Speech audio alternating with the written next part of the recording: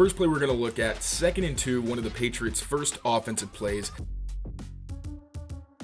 What's going on, everyone? Brian Hines here alongside Tayler Kyles from CLNS Media, live from day 18 of Patriots training camp, their last practice ahead of their preseason finale against the New York Giants Thursday night. And Taylor, our focus today was in the trenches with that offensive line, that competition at left guard and center, as Mike Vrabel said, still going strong. Jared Wilson and Garrett Bradbury at those respective left guard and center spots, but Ben Brown worked in a lot with both of those guys today. And let me tell you, no matter who was out there, a lot of pressure on Drake Maye. His first 18 dropbacks, 7 would-be sacks. That's 39%, not a sustainable number for any quarterback. And I know Drake Maye said, even after the preseason game Saturday, when you're charting these would-be sacks, it's difficult because he can't always escape the pocket. He's a tough guy to bring down, but the pressure, it was a lot, and it was in front of his face throughout most of the day. Yeah, I try to be a little bit more liberal with the sacks. Usually, if a guy throws his hands up, it's like, yeah, that probably would have been, because like you said, Drake isn't allowed to step up and do some of the things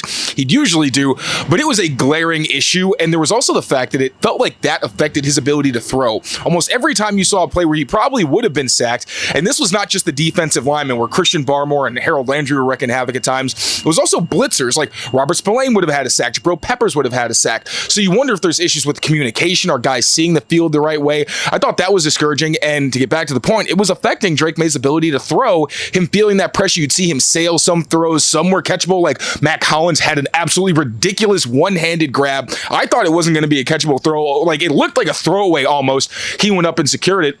But you did see a lot of those kind of more spray misses or errant throws from Drake Maye when that pressure was happening. So it's tough in these practices. This is a defensive line that knows this offensive line very well. Permutations be damned. They know these players. And this is going to be some of the toughest tests that they're going to face, especially with the talent the Patriots have in their defensive front. But at the same time, if you're asking me what my biggest concern is for this Patriots offense heading into week 1, obviously still got to get through the Giants game, but starters were sprinting at the end of practice while backups were going through more like situational execution. So safe to assume the starters aren't really going to be a big part, if any part, of that game against the Giants on Thursday. But for week 1, my biggest red flag is this offensive line, because they've done well, to be fair, in the preseason. Like when they go up against backups, they make them look like backups. But you're going up against Max Crosby in week 1 and a very talented Raiders defensive line. Going to be interesting to see how they adjust. Definitely. And now we're entering the 3rd and final week of the preseason, and we don't even have the 5 who are going to be starting week 1, right? So there's still question marks at 2 of those spots. But it did end on a positive note for the offense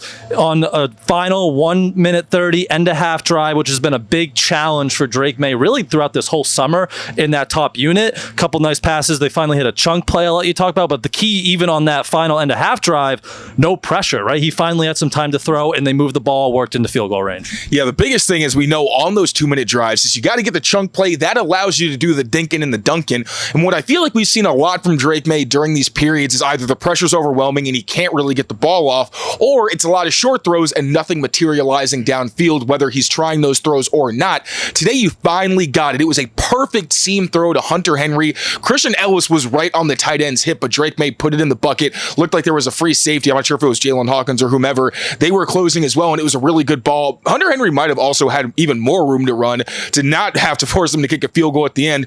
Then after that, you saw a quick completion to Pop, 2 quick completions to Travion Henderson, including a 3rd down conversion where it looked like the Patriots sent the house and he just got it off to his running back and let him make a play there. Then you have the drive capped with an Andy Borregales field goal. Also gave Parker Romo an opportunity. They kind of walked through an end of half situation after the full speed, and Parker Romo made a field goal. So good day for the field goal kickers as well, but also finally nice to see this offense have some higher level execution in those end of half situations, because we know that's been a big struggle for Drake Maye going back to last year, as you mentioned. And both those kickers 4 for 4 in their field goal kicking before. So good to see both those guys bounce back after kind of a shaky operation as a whole in the Saturday preseason game.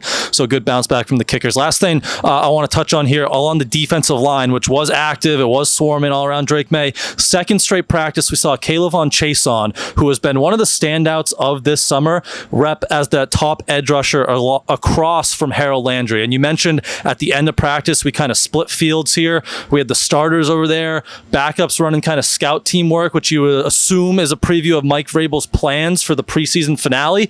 Keon White was over with that scout team defense as K'Lavon Chaisson was running with the top unit. So what do you kind of make of maybe Keon White's future here is this just K'Lavon Chaisson having such a good summer, or how did you kind of look into that edge depth rotation today? I think more than anything, this is an indication that K'Lavon Chaisson has been outstanding all summer. He's been giving Will Campbell the work. He's also been getting run defense. We saw in the game against the Minnesota Vikings, he was key in getting Alex Austin that interception because he got in the quarterback's face as he tried to get out of the pocket. So the most important thing is K'Lavon Chaisson. I was honestly wondering if he was going to at some point overtake whether it was Landry or Keion White for a starting job. So congratulations to him because he's absolutely earned it. At the same time, I think you have seen from Keion White, there's flashes for sure. I feel like flashes might be disrespectful. He's had a pretty good summer, but it hasn't been perfect. You know, when you look at the preseason, there have been times where he's wound up on the ground, which to me was kind of one of the bigger red flags. And today we spoke to Mike Smith. Now, Mike Smith, outside linebackers coach, pass rush specialist, spoke glowingly of Keion White, and he has since the spring. He's a big fan of Keion's game, the work he puts in, the attitude and all that he brings, but he did acknowledge this is Keion's first year as a full-time edge defender. He's mostly thrived when kicking into the outs in the inside, and we also heard from Keion White specifically that he'd never really had coaching up to this point, so it's understandable that maybe he's not coming along and having the breakout campaign this early that we may have expected, but I'm not discouraged by what I've seen from Keion White. Again, I think this is a situation you'd be concerned if it was like guard, where you don't know who's going to play because no one has really won the job. I think it's fair to say that K'Lavon Chaisson earned that starting spot, but now it's going to be up to Keion White to force himself back into that rotation, and kind of right now he'll be that Chaisson where maybe he's more of the third guy, but still a heavy part of the defense. So, you know, again, stay off the ground, Keion, maybe some more consistency in run defense, and also just with his pass rush moves. He's much more comfortable inside than out.